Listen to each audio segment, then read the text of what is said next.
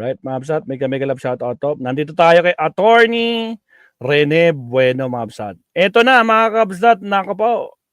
Ito actually medyo late na to, pero pakinggan natin ito, kabsat. Diskaya couples nag-tell all na. Sinabi na nila sa ICC, binulgar na ang mga malalaking isda sa flood control anomalies. Sino tong mga big fishes? Alamin natin. Ito, grabe naman si Attorney Rene. Winish niya, wish. Kakanta talaga ito si Diskaya. O sige, umpisa natin to, mga kabsat. Tingnan natin kung sino yung makinanta ni Diskaya dito. Websites? That's like carving a chicken with a handsaw. Alright. Buenos dias, buenos tardes, mga amigos, mga amigas. Magandang araw po sa inyong lahat. Ako po ang inyong lingkod, Attorney Rene Bueno. Ngayon po ang pag-uusapan natin ay isa sa pinakamainit at pinaka-komplikadong issue sa ating legal at Abay, syempre talagang komplikado yan, lalo na kapag ibubulgar na kung sino. Sino yung mga malalaking isdang yan, attorney. At dahil, kung hindi dahil kay Pangulong Bongbong Marcos, no? Kung hindi dahil kay Pangulong Bongbong Marcos, sabi, mahiya naman kayo, ang kakapal ng mukha nyo, ha? Na pinaimbestigan itong mga anomalyang ginagawa ng mga kontraktor na to at saka sa mga kasabwat nilang mga proponent na politiko na kapaw. Kaya maraming salamat Pangulong Bongbong Marcos, hindi dahil sa kanya. Pag hindi inumpisahan to ni Pangulong Bongbong Marcos, sigurado wala tayong malalamang ganito. Ngayon, tignan natin kung anong ikakanta nitong mga malalaking isda ng mga Diskaya. Political na tanawin. Ito po ay tungkol doon sa tell-all, no, na testimonya ng Diskaya couple sa Independent Commission for Infrastructure. Kasi ayon sa kanilang abogado na si Attorney Samaniego ay sila po ay makikipag-cooperate, no, sa Independent Commission for Infrastructure at upang makuha itong state witness, no, na kanilang inaasam-asam. So, ang ating magiging focus ay hindi lamang ang balita, kundi ang mismong batas na nagpapaikot dito. Titingnan natin, pag-aralan natin kung ano ang magiging implikasyon ng Diskaya Tell-All Testimony sa Witness Protection Program at sa kasong plunder na pwede nilang kaharapin. So, ang ginawang tell-all ng mag-asawang Diskaya ay hindi lang simpleng panayam. Ito ay isang mataas na pusta o high stakes na legal na maniobra na siguro malamang inutos to ng abogado nila. Estratehiyang legal to eh. Ito ay isang komprehensibong pagbubunyag ng lahat ng kanilang nalalaman tungkol sa sistema ng korupsyon, sa mga flood control project, kasama ang pagtukoy sa mga opisyal at mambabatas na sangkot. Malamang maraming sasabit dito na matataas na politiko at matataas. Balita ko nga, ang tawag na nila dyan, Mr. Flood Control, sabi ni Deo Macalma. Yung isang senador nga dyan, sabi daw nirigaluhan pa ng isang kontraktor, ha? May nirigalo yung isang kontraktor dyan na artista daw, na sexy, at chiching. Tragis talaga si Deo Macalma. Meron daw isang kontraktor, mga kabsat, na niregaluhan ng isang artista. Yung artistang yon binayaran pa ng 1.5 million. Ha? At nagkita sila sa Amerika. Ang tanong, sino kaya yon? Ako po. O sige, tuloy, attorney. Na public officials. Ang kanilang pangunahing layunin ay maging state witness, definitely. State witness ang ultimate goal niyan, no? Kaya nag-tell all na. Sa witness protection program. Sa ilalim po kasi ng Republic Act 6981, no, yung tinatawag ang Witness Protection, Security and Benefit Act, na madalas kong ipaliwanag dito sa ating YouTube channel at sa Usapang Batas doon sa DCXL News. Shoutout Josette. Ang pangunahing Tabor. issue ay kung sila ay matatanggap bilang state witness, sila ay bibigyan ng immunity from criminal prosecution.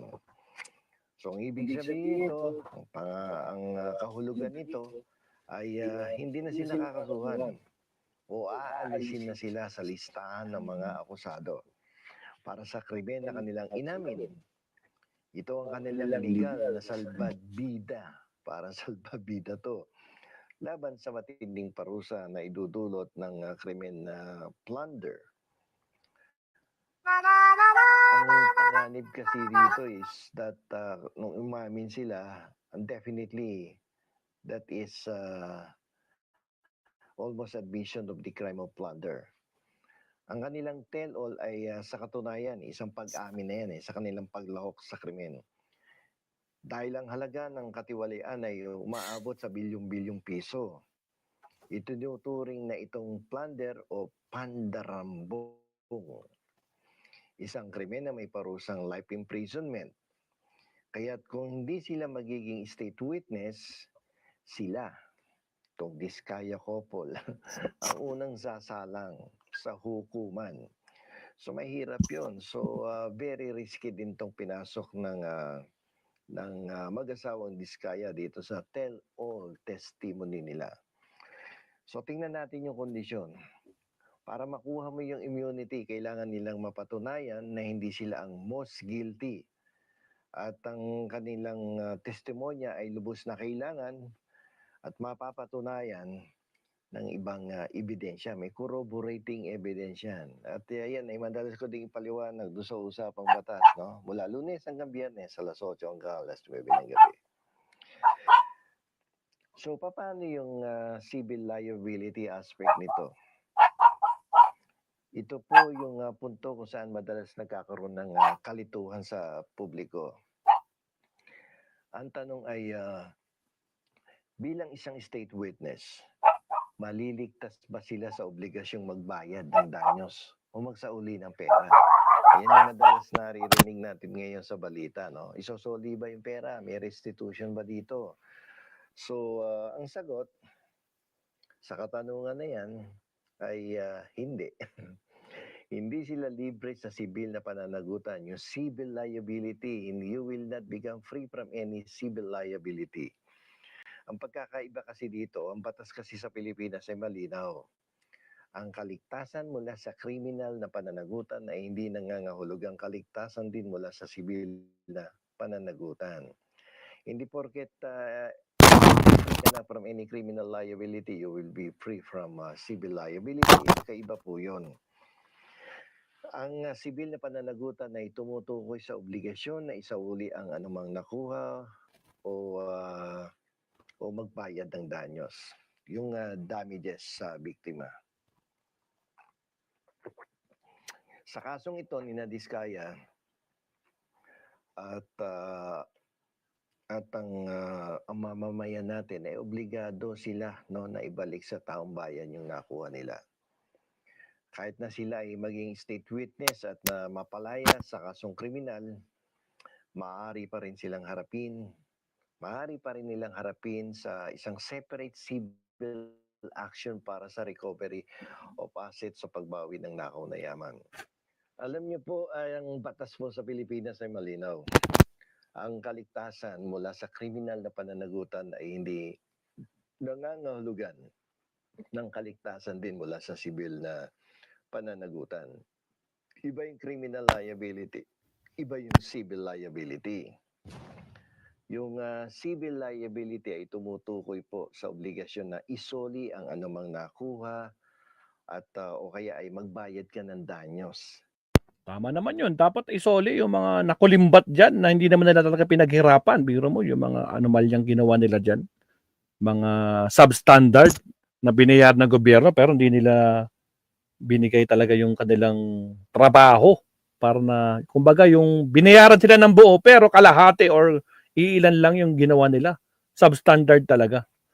Paano naman kasi? Binigay na yung mga kachiching. Anak ng kamoting kachiching yan, na kapaw. Sa biktima.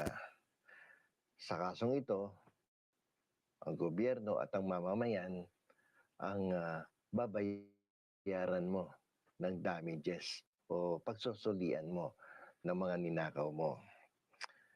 Kahit na sila ay maging state witness at mapalaya sa kasong kriminal, maaari pa rin silang magkaroon ng separate civil action or separate civil action case para ma-recover yung mga assets o pagbawi ng nakaw na yaman. So, ito yung dahilan kung bakit nag-i-issue ang Anti-Money Laundering Council ng freeze order sa kanilang mga ari-arian sa lahat ng mga akusado. Ang mga ari-ariang ito ay hindi maaaring ibenta or ilipat sa pangalan ng ibang tao dahil itong mga ninakaw na to, itong mga assets na to ay nakalaan para sa restitution o yung tinatawag na pagsasauli sa gobyerno ng mga nakaw na yaman. So, dapat dito mapakita nila na sincero sila at in good faith. Ang tell-all ng Diskaya couple ay nagbibigay daan sa gobyerno na magtayo ng matitibay na kaso laban sa mas malalaking personalidad na sangkot sa katiwalian. Dito nagbi-build up ng kaso ang ating gobyerno sa tell-all na yan.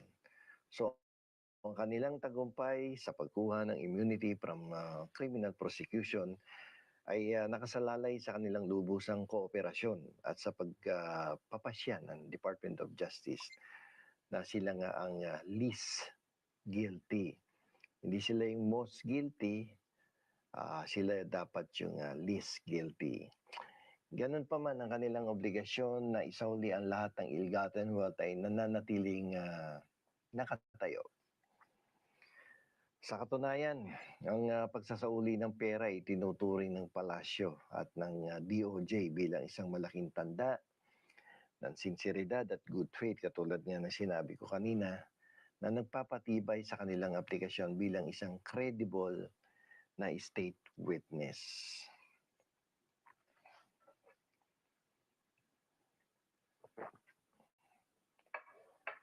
So dito po sa diskusyon natin ito ay nagpapakita na sa legal na proseso, ang pagkamit ng kaligtasan ay may kaakibat na pinansyal na pananagutan sa biktima.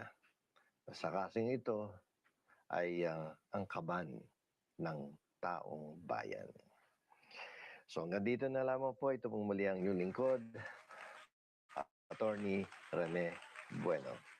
Salamat, attorney. Ayan. So meron pa rin kakaharapin ng mga Diskaya kahit nag-tell all na sila mga kabsat. Malinaw, no?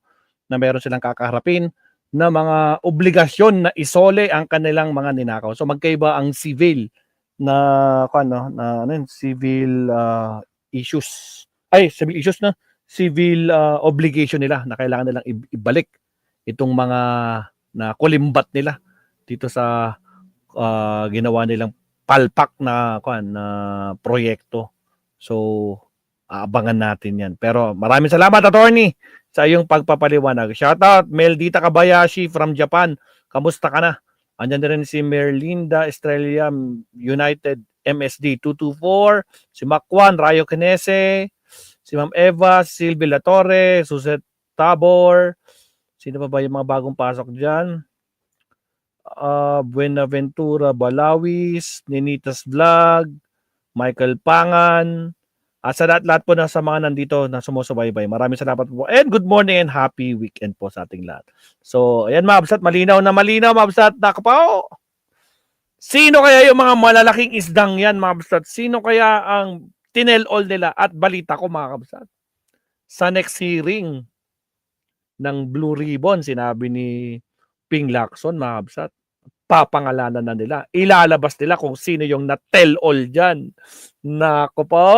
Kaya siguro gigil na gigil yung iba, no?